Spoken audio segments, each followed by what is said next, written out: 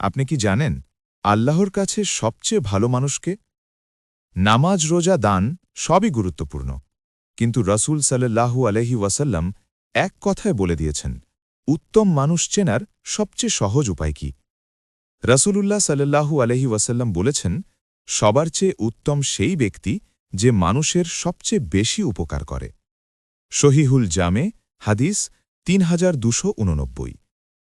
এই হাদিস আমাদের খুব সহজ একটা শিক্ষা দেয়।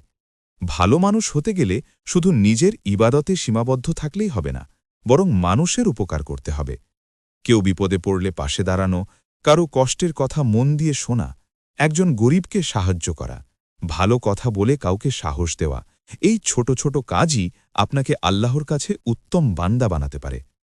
হতে পারে আপনার টাকা নেই, কিন্তু আপনার হাসি আছে। হতে পারে বড় দান করতে পারবেন না, কিন্তু কাউকে সৎ পরামর্শ দিতে পারবেন। এগুলাও আল্লাহর কাছে বড় আমল। আজ আপনাকে একটা চ্যালেঞ্জ দিচ্ছি। আজই অন্তত একজন মানুষের উপকার করুন, তারপর কমেন্টে লিখুন, আমি আজ একজনের উপকার করেছি। ভিডিওটি শেয়ার করুন, যাতে আরও মানুষ ভালো মানুষ হওয়ার পথে এগিয়ে আসে। আর এমন আরও ঈমান জাগানো হাদিস পেতে চ্যানেলটি ফলো বা সাবস্ক্রাইব করতে ভুলবেন না।